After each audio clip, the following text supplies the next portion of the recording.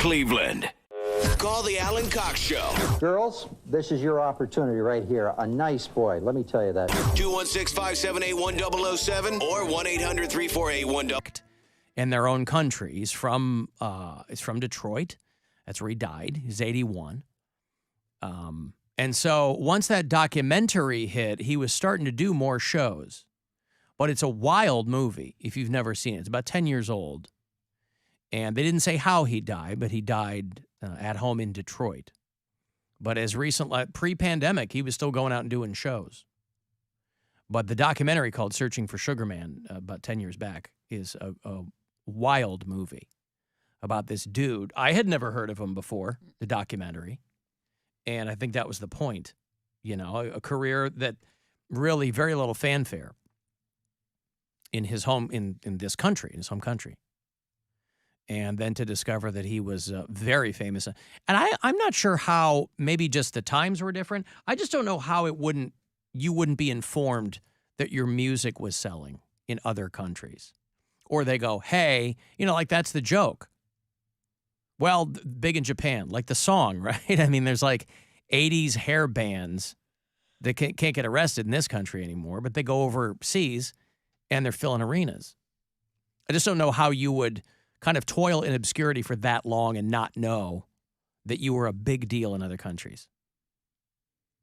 You just never go there to find out. Yeah, but it's not like, I mean, you know, pre-streaming, you know, when you didn't have all this data, record companies and people in the business would still be able to tell you where your fans were. Yeah.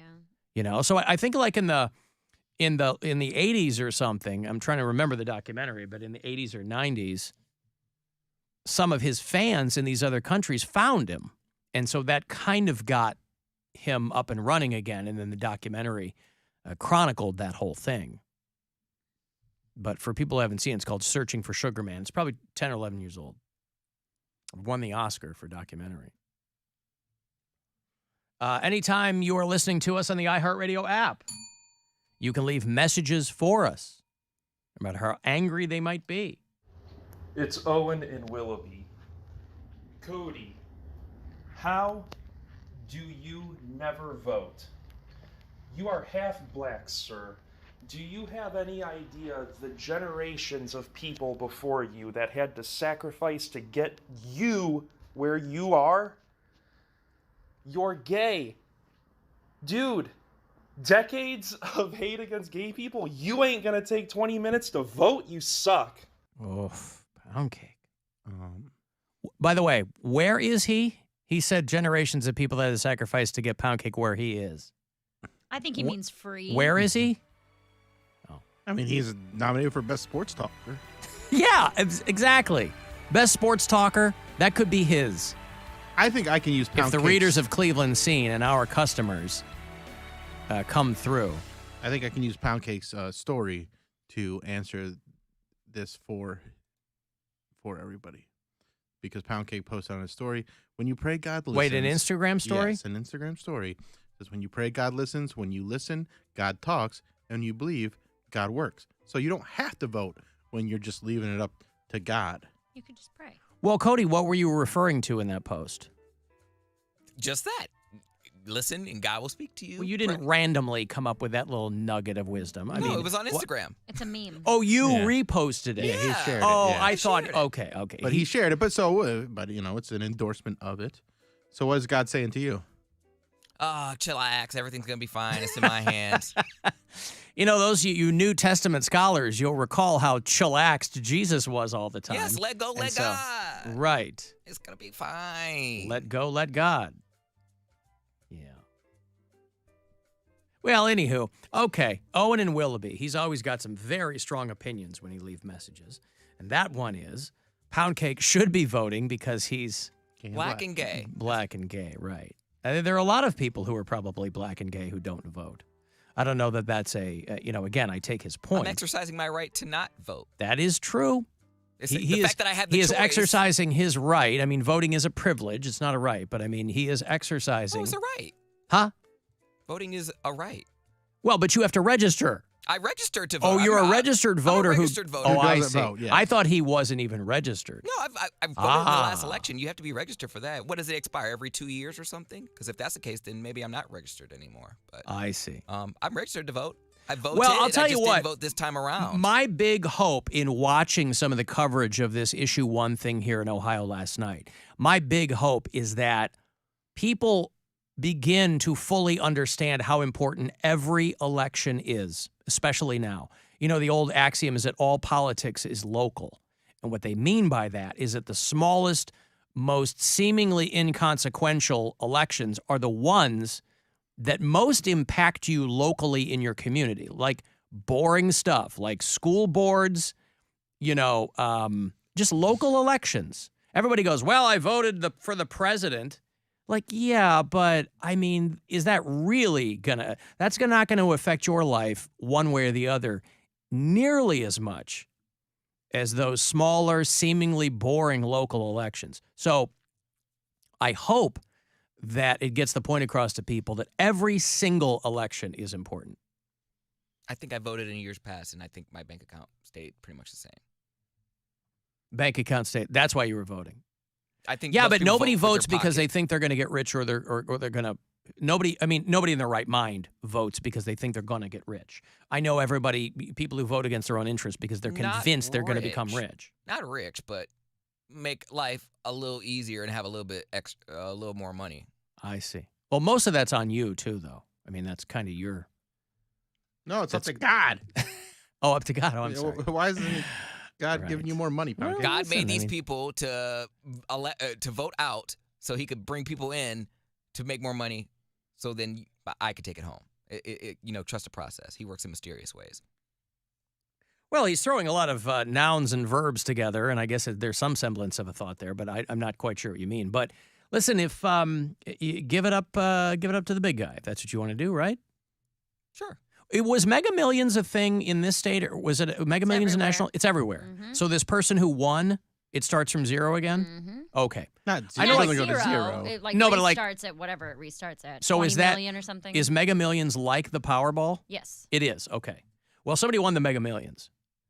They got $1.5 billion. That's so stupid. They bought it at a Publix in Florida.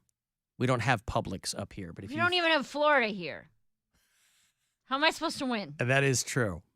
Well, we are the Florida of the North, so we're inching ever closer to some kind of connection. Publix grocery store in Neptune Beach.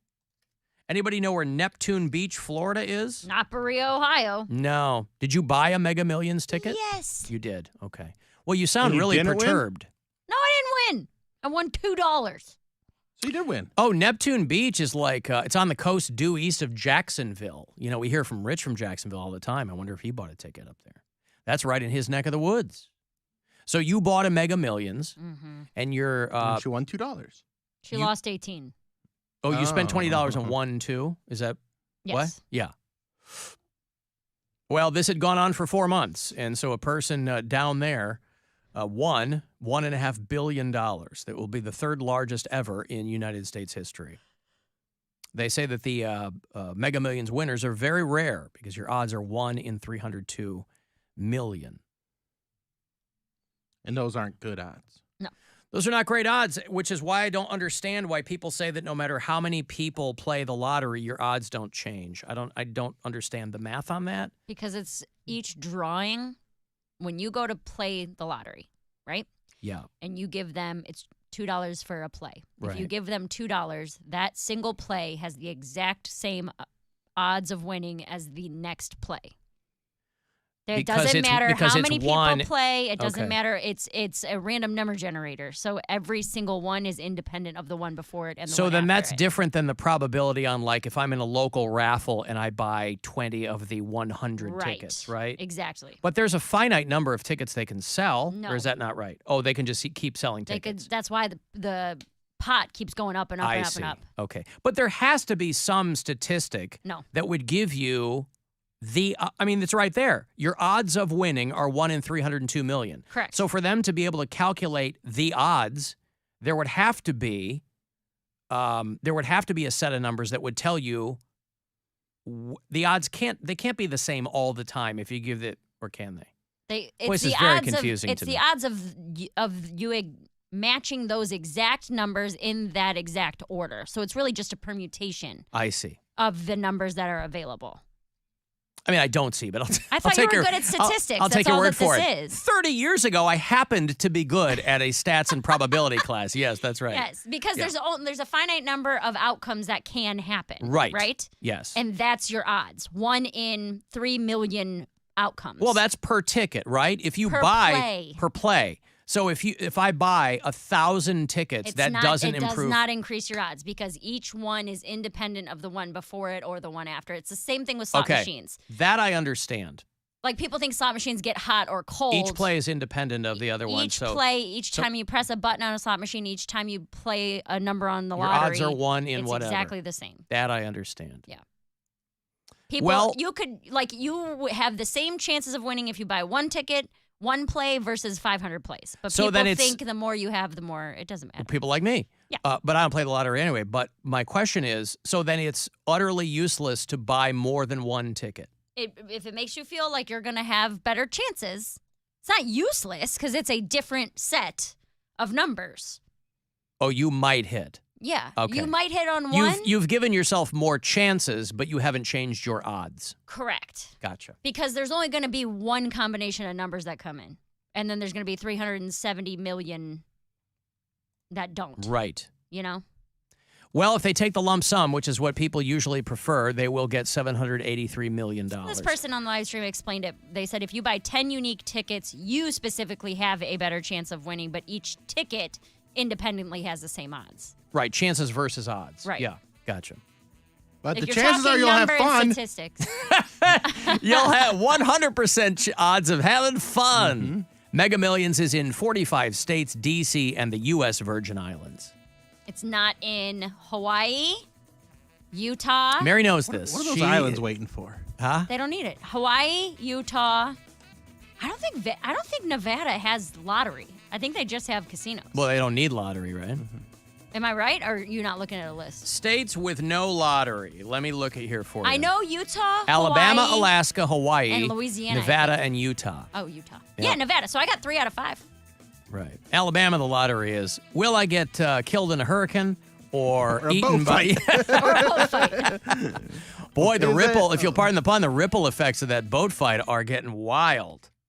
I hadn't seen the video until you guys... Oh, there's so many different of angles. the and all guy kinds of diving stuff. in. And yeah. that's fantastic. Dove in and then swam up to be about that action. The police and the mayor gave an update on the riverfront brawl situation. They arrested a bunch of people in conjunction with that. Private boat owners would not move their boat from the place where somebody docked, and It's the ferry dock. ferry dock.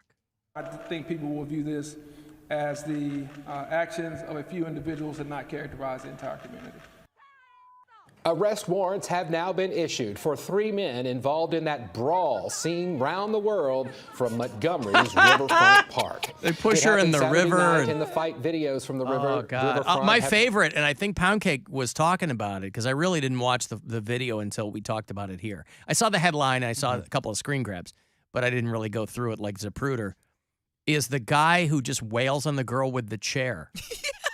Out of nowhere. He gets got the arrested chair. so fast. Like the cops, like, all right, man, she's can't do that. Sitting down, and you just slapped her on top of the head. I was going to say, how did they distill the 3 people who get arrested in that whole Donnybrook there? But I guess they figured it out. And they had a lot of evidence to see who started things and who was, instigating it all, and who was escalating it. But it was all pretty gross, too, because it was a black versus white thing. Mm. And people who are denying that that's part of it are looking at it with blinders on. But this is Alabama. I mean, let's not lie. It's very much part of it.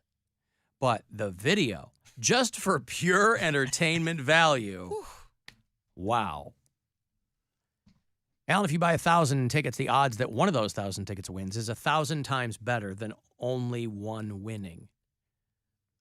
I don't. So I there don't you know go. about that. Mary, buy 1,000 tickets. I don't know about No. that either. I think her explanation about each independent thing is dealing with different permutation of numbers. The odds of one hitting, the odds do not change. Right. Your chances change. Right. Does that make sense? Yes, Those are different things. That The makes sense to me, The yes. statistics and numbers based on a single play doesn't change.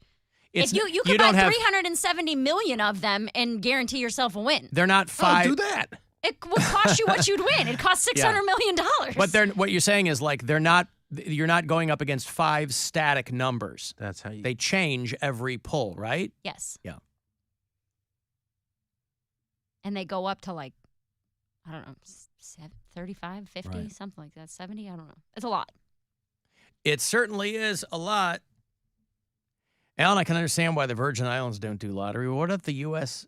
sex having islands? Ooh, buddy. It's called the Florida Keys. Yeah, man. It's a very specific kind of sex. It really is. It's the Let's get your Turks and Caicos on out there. Ooh. Take your poppers. I've got to take a break. Listen up your Caicos. I will have your Offspring tickets. Oh, Let the Bad Times Roll. That's their tour with the last go-round for Sum 41 and Simple Plan are on the bill, too. They're going to come out and do Blossom for you, so if you want to go to that show, that's going to happen on August 22nd. It's 2 weeks away. I'll have those for you coming back. 35192 and a text for anything else. And you can watch if you like at AlanCoxShow.com. It's the Alan Cox Show. On our free iHeartRadio app.